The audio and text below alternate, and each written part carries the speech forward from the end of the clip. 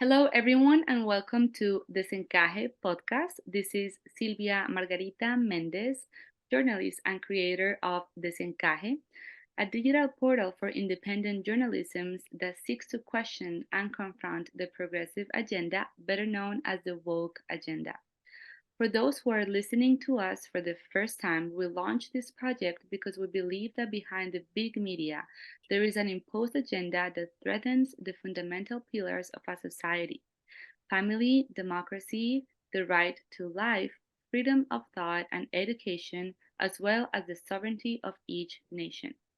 In this new episode, we are going to talk about the role of men in unwanted and wanted pregnancies and the influence that the male gender has in situations in which a woman is considering having an abortion. To discuss this topic, we are here with Dave Heising from Soundview Pregnancy Center in Long Island, New York. Dave specifically works with men and has a very interesting take that's worth talking about. Welcome, Dave, and thank you so much for being here. Thank you, Sylvia, for having me. I'm looking forward to this. Well, in this episode number 5 of the Desencaje podcast, we want to address this perspective because the woke narrative tells us that men cannot have an opinion on abortion because they do not have an uterus and that the future of an unborn baby depends only on the mother. They also tell us that fathers do not have a place in this whole discussion. However, there are many men who want to be fathers. There are many men who are silenced when they want to save the lives of their unborn babies, and also men that suffer postpartum grief when the mother of their child decides to have an abortion. But also, there's men who simply do not know how to help a woman when they face pregnancy. So, how important are men in pregnancies? Is the male role vital to reduce abortion rates? Is feminism lying to us when it tells us that the discussion should only be female? These and more questions we're going to try to solve today. Well, Dave, to start off, how about you tell us a little bit about Sunview and what they do for pregnant women, but just for women in general too? Okay, so Soundview, the mission of Soundview Pregnancy Services is to uphold the sanctity of life by providing medical, educational, practical, and spiritual support, to women and men facing unplanned pregnancies. Our vision is to foster a culture of life where abortion is unnecessary, unwanted, and unthinkable. Most importantly, we're committed to making sure every client receives a gospel presentation and an opportunity to put their trust in Christ. Last year, we were recognized as the national leader in pregnancy centers across the country for the highest number of gospel presentations. That's awesome, Dave. Can you tell me about the work that you're specifically doing with men about and what led you to take that path? Well, let's start there. What led me to take that path was I had gone to I was invited to a Soundview pregnancy banquet about 5 years ago, and our director, Doreen Jansen, had laid out a challenge. She had a vision, a passion for starting a men's ministry in Soundview, and she asked if any men would want to come and learn more about that. So I raised my hand. I went to this meeting, and there were probably about 8 of us around the table, and she laid out her vision, and it was absolutely inspiring. And so she got to the end of her presentation and had the ask, and every man's head went down or up. We didn't make eye contact with Doreen, and it was like this burning in my chest that I had to do something. So I raised my hand, and then 2 other men decided they would join me, and I became the leader of this group of men. So our vision, our goal for Soundview, and we call ourselves Next Step for Men. We have two goals. The first one is to equip men who are fathers, who are preparing for fatherhood. In other words, their partner is going to carry to term, to come alongside of them, prepare them to be dads, coach them through that and walk with them for the first 2 years of their experience as a father. The second part of our ministry is to walk closely with men who are grieving the loss of a child due to an abortion or a miscarriage. So those are two distinct, different avenues of ministry that we have. We call the one is Next Step Dads, for men who are carrying, whose partners are carrying, and then Next Step Forward is for men who are grieving. So we're just trying to get them through the grieving process. That's a very interesting perspective to address, because it's a situation that usually falls just on women, even if it's just unwanted or wanted. And in this sense, and from your work at Sunview, what is the role of the man in a pregnancy? Why men? Why the ministry that you were helping with gives so much importance in men to men? Well, obviously the man was involved in the pregnancy, right? So he needs to be involved in the decision. Yeah. And it's important that he does not buy the lie that says my body, my choice. It is his decision as much as hers, but the culture has told them you're not part of this.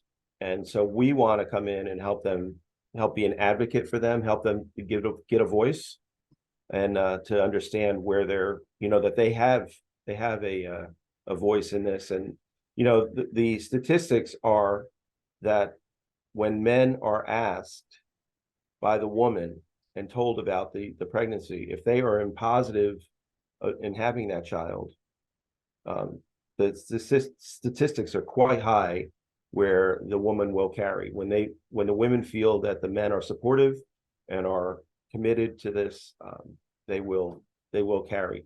A lot of times women feel like they're trapped, like they have no other option than to abort, to kind of get rid of the problem. And we want to change that equation. So what do you think the men also have bought this lie that you do not have an opinion, you're not in this discussion because you do not have a uterus, because you're not a woman? Why do you think they have fallen into that lie? Well, it's been shouted at them for a long time, right? So, it's just they've been shouted down and kind of knocked out of the equation. But, that's really not the argument that needs to be argued. Is, they say I don't have a uterus. Men don't have uteruses, so they can't be part of that. But that's really not the problem. The question is this a life? It really comes down to that question. Is this child inside of them, is it a life? Is it worthy of living? You ask the same question if a 2-year-old contracted leukemia, would that child be valuable? Would you kill that child because it's sick? Obviously not.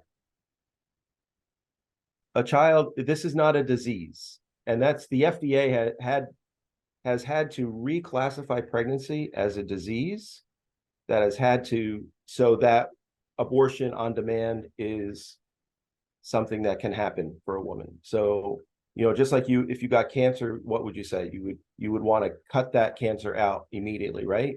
Yeah. And rightly so, because it would kill you. A pregnancy is not a disease. A pregnancy is a life. And men have to be able to, they need to step up and step into their responsibility. The culture has kind of given men the pass, a bye on taking their responsibility. We haven't taught them what it means to be a man, what it means to be a responsible adult. When we have men that are, there's a phenomenon called adult lessons. Okay, so you've heard of adolescence. So adolescence is your teen years, right? Mm-hmm. And by the time you're 20, you're technically out of adolescence. Well, we have extended adolescence into mid-30s. So we have men that are just playing around. They play video games all day. They fool around. They have promiscuous sex all over the place with no consequences, and the women are left with the guilt and the shame, and they walk away. And that can't be happening. So that's why we're right there asking them the questions when they come in. What do you want? What is your responsibility? So we're trying to come alongside of them and disciple them and help them understand their responsibility. That's great. That work is, I think it's very unique and it's very necessary right now. Yeah.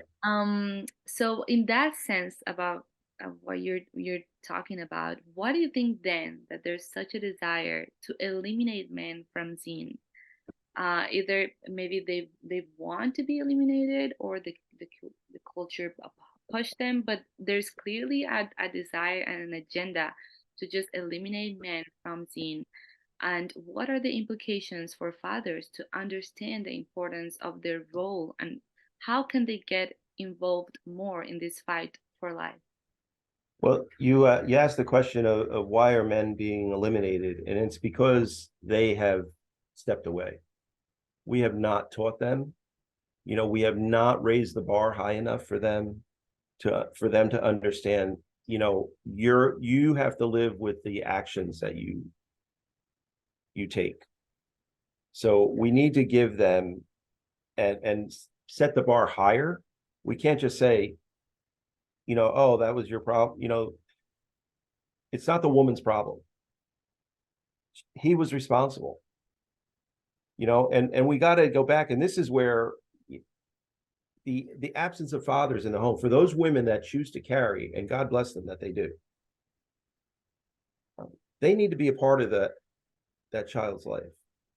The statistics, I'll just read you some of the statistics. Yeah. The children who live in father-absent homes experience 4 times greater risk of poverty, more likely to have behavioral problems, 2 times greater risk of infant mortality, more likely to go to prison, more likely to commit crimes, 7 times more likely to become pregnant as a teen, more likely to face abuse and neglect, more likely to abuse alcohol and drugs, 2 times more likely to suffer obesity, 2 times more likely to drop out of school because the dad is not involved. And that is sinful. That is absolutely horrible. So we need to be talking about this, and we need to start re-educating people about this. And that's why we're on this. I'm kind of on this crusade. When I can't get a chance to talk to people, and men especially, they need to step up. You don't learn to be a father in a vacuum. You don't learn to be a parent without having somebody come alongside and help you and coach you. When the fathers are absent, those kids grow up and they do what they want. They don't know any better. So, we have to, as a church, and this is where I'm going back to women, the church has to step back into the picture. What we did, we believe that lie that we don't have to be involved, that, we look down on pregnant women and women out of wedlock. We look down on them in judgment instead of embracing them and caring for them and welcoming the men as well. So we have to really talk to the churches and really get the churches plugged into this concept that we as a church have failed, and we need to get back involved with them and be proactive with them, with these women and men, because they're lost. I'm curious about the approach that you have with men, and I just wanted to ask, what is the response usually when you're in this ministry and you approach them? What is the response of men? Sometimes it's like, I don't want to have the baby. They'll come into the first obstacle is getting them into the offices when the woman comes in. That's the first obstacle, because a lot of times they still have the mentality, I'm going to stay out in the car, I'm going to drop you off, you go do what you need to do, this is your deal. When we actually invite them into the office and we get a chance to sit down with them and talk to them and explain to them what is going to happen in an abortion, what is going to happen.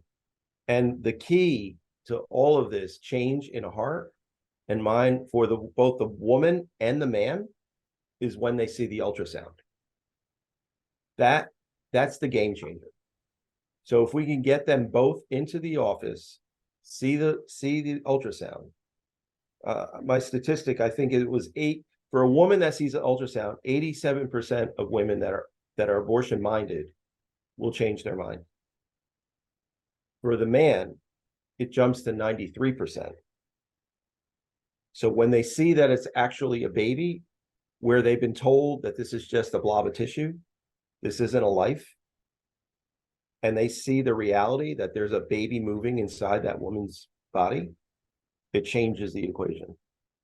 Men are naturally, God has put inside the heart of a man to protect and to help nurture their children. And I think men who come into our offices and see the ultrasound and hear the heartbeat, that's the game changer for them. That's great. And I wanted to go back a little bit about Sure. what we said about basically there's like two roles of men in abortion, right? Like two faces. The one who wants to have the baby, right, but seeing his hands kind of tied by the pressures of feminism and the secular culture. But also there's the other man who genuinely does not want to take that responsibility. How to change that scenario? How to change that mindset? Well, like I said before, it's really getting the men into the office. And just as we're out on the streets and out talking to people, that we have a very clear message that it's a life. Now, there's so much technology now that's out there, so many avenues to put that message out there. So we can change that. It takes time. It takes, like, the Titanic didn't turn on a dime, right? You can't turn a ship on a dime. It takes time. But the culture, we got to get the churches, the people in our churches speaking that language. What happens I don't know, Sylvia, let me ask you this. When was the last time you heard a sermon from the pulpit about abortion? Yeah, I don't know. Maybe never. Yeah, there are thousands and thousands of pulpits across this country and around this world. But pastors, for some reason, I don't know if they're scared of offending people, scared of the topic. I don't know what it is, but they don't want to talk about abortion. It's uncomfortable. It's meant to be uncomfortable. It's killing. We put it under this guise of we're going to terminate a baby, but it's a life, and it's murder. That's And right. Sorry, Dave. go ahead. No, I was just gonna say that um, I just keep thinking about the fact that if a man is involved in a pregnancy, the woman it's more likely to have the baby. Mm-hmm. But the discussion outside, it's completely the opposite. It's your body, your choice. Yep. The man should not be there. You're not welcome here. So it's like a big difference. But there's like we have to, right, like, to spread the word, like, hey, like, men, you are important. You can make a big change in that woman's decisions, because we ultimately will feel more protected and more like supported, right, when the man is actually facing that Yep. responsibility. So it's just makes me think about that. And yeah, so what is When women when they and here's this is the problem with the most unwanted pregnancies are out of wedlock, right? So they're in a relationship, quote unquote relationship, that is casual. They're not really, like Beyonce says, right? Put a ring on it. People don't want to do that. They think it's free love. Just do what you want. We've had the whole sexual revolution that happened in the 60s that has purported that, we just, live your life, have as much sex as you want, have as much fun as you want, and don't worry about the consequences. Meanwhile, since Roe v. Wade in 1973, the equivalent around the world of deaths of children is 1 billion children. The entire population of Africa has been murdered. Let me show you this. So this is a pie chart.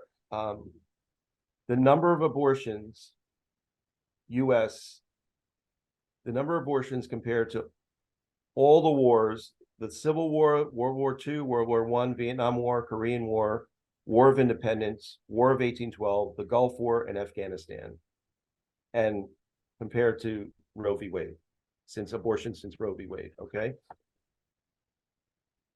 Crazy.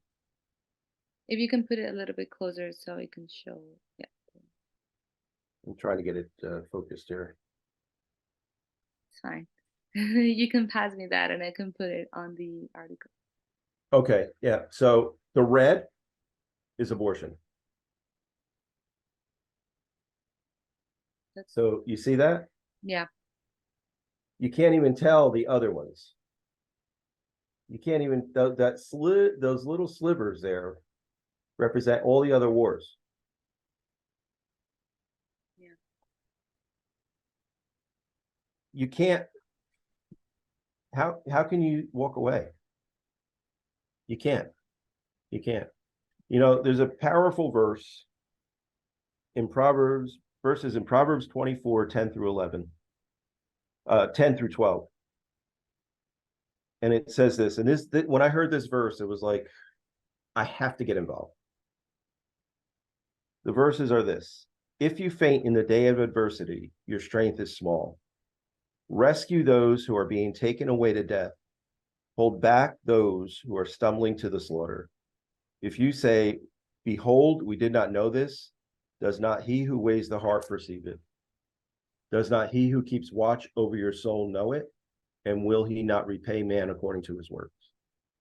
And, now we have abortion on demand. We have the morning after pill, the so-called morning after pill.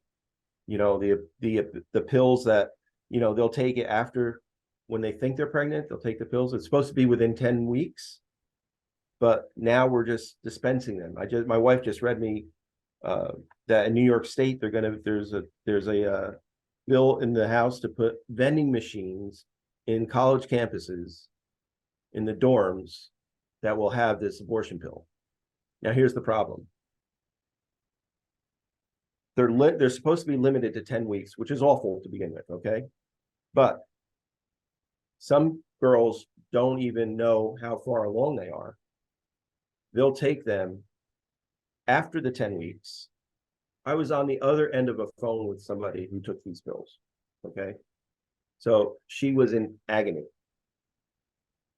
screaming, wanted to die, wanted to commit suicide. And she didn't know how far. She was only 7 weeks along, but some of these women are having babies or having abortions after 10 weeks. They're delivering, because what happens is you take one pill, which suffocates the baby. That's the first pill. The second pill is within 72 hours of taking the first pill, and that causes the expelling of the child. So these women are delivering these children in their toilets and in their showers. Let that sink in. Dave, I wanted to also ask you about the grief that men face when their partners and Yep. decide to have an abortion, because Yep. that's a topic that we do not talk about, that a lot of people do not know, or a lot of men that go through that, they just don't want to talk about it. They're ashamed, but Mm-hmm. it's a reality. So for men, usually what happens, the men will put it out of their minds for a year. When it usually starts bothering them is on the anniversary of either the abortion or what was supposed to be the due date. Then all the grief and the shame and the guilt like hits them like a ton of bricks, and they don't know what to do about it. They have nobody to talk to. They've usually not told anybody that their partner has had an abortion, and so they just stuff it down and stuff it down. I was at a conference in the beginning of March down in Dallas with 400 men who do what I do in pregnancy centers, and some of the men that have gone through these abortions and have kind of pushed it down. There was a panel discussion, and it's online. You can find it on YouTube. I can send you the link. But these men, 20 years that they just repressed. And now the men that were in that panel, they actually have agreed and been part of, CareNet has put together a whole curriculum for small groups for postpartum men, for, grieving men, that have their testimonies inside of it, so that it's not out here, it's not theory, it's real. And so it just to help them walk through, and understanding it. And as horrible as that is, Sylvia, the wonderful news is that God forgives. Abortions, you have abortions, but God forgives. That's the hope. Okay, Dave, if you can please explain to us, Okay. Why do you think that a baby inside of the womb is not considered alive right now in the culture that we're living? Well, they have the whole eugenics philosophy was that it wasn't a child unless it was white. It wasn't viable, and wasn't welcomed and accepted into the community.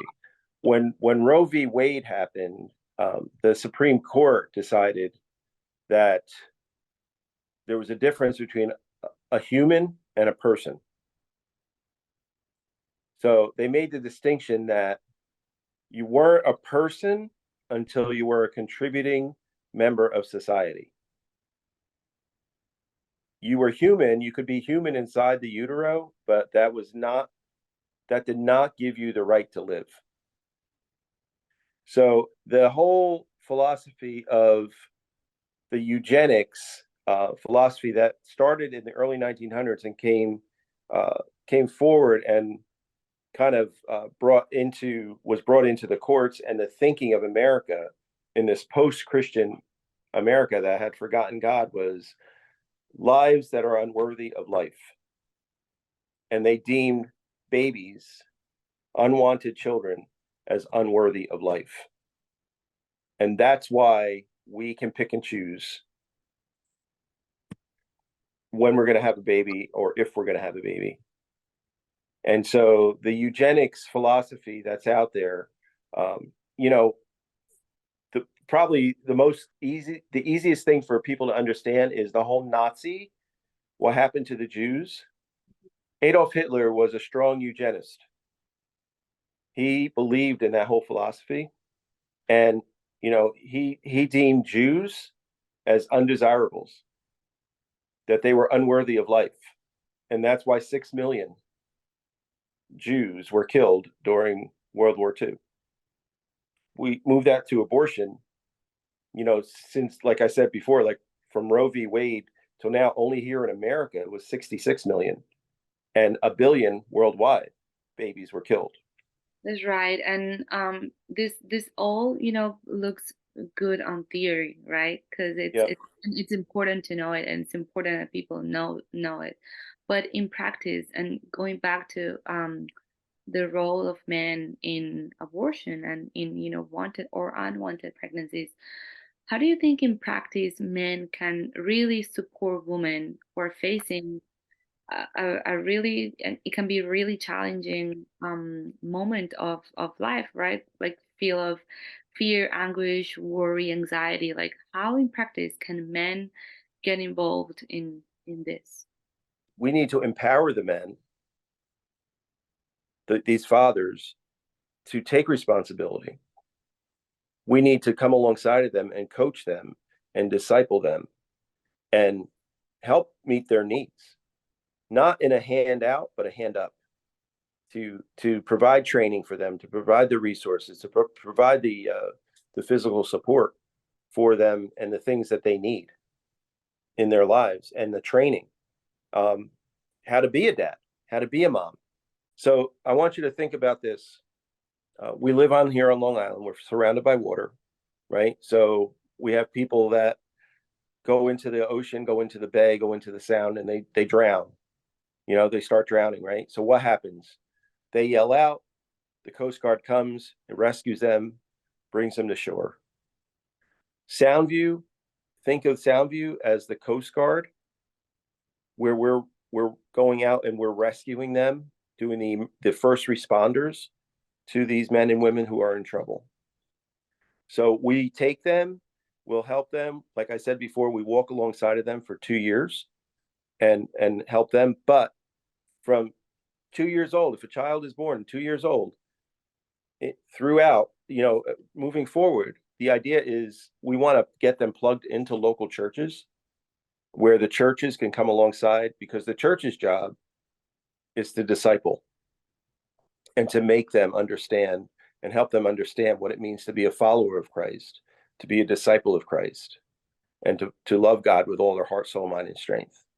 So the church is the hospital where the wounded and the hurt are brought for restoration and for care.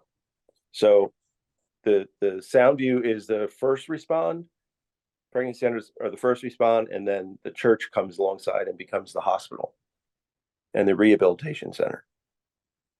So besides the Making Life Disciples equips your church, and then there's another couple programs that we work with alongside, and we help the churches understand. It's called Embrace Grace, which is for new moms, to help them disciple them specifically. And then they have a brother sibling ministry called Embrace Legacy, helping the men understand their roles as fathers. So we come alongside and we help, and that's what the church is supposed to do, right? Come alongside it and help and equip. So we want to communicate that message, but churches need to understand, and Christians need to understand what their role is. We can't just turn our eyes to it and say it's not happening. That was great, because that was my next question. Like, why was the role of the church? Why is it important for the church to be involved in this really big issue that is abortion right now? And Yeah. you answered it, or I don't know if you want to add something else to it. Well, the only thing I would add is if anybody listening would want further information and want us to come and do a presentation at your church, Soundview, we have a team of people that will come in. I'll be part of that team to come in and go through and help the people understand what we do. We'd invite you, if you're interested in coming to one of our offices and take a tour, kind of get to know the staff, hear what we're doing. And here's a shameless plug.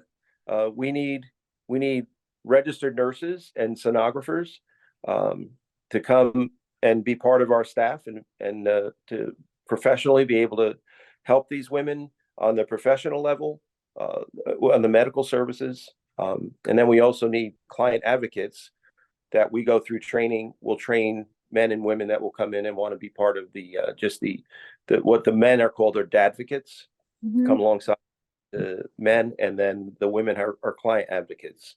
So those are lay people that we go through the training with them, and they're equipped to be able to minister to these people. Yeah, no, this is great. And I was just gonna say one more last thing, because it's very, and we're gonna spread the word, of course, but it's really important for people to know that abortion is not the only option. Because a lot No. of people think that it is.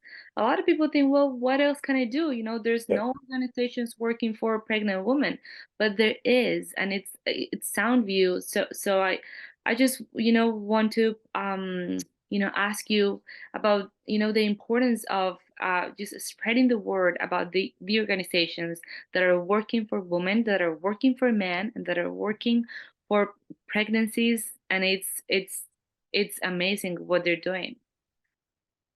Thank you. Yes. As far as the other options, we just had, although we're not an adoption agency, but we have connections with adoption agencies that will, if a woman will carry but doesn't want to keep the child, for whatever reason, we can help arrange that through an adoption agency if they want to adopt. And the other thing I want to mention that I didn't mention before is we are certified and registered to be able to provide the abortion reversal pill. So we talked about the two pills before for if a woman wants to have an abortion privately.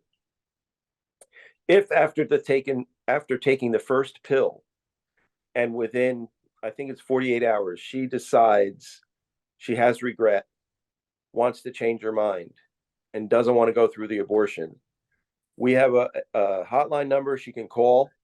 One of our nurse practitioners will get in touch with her.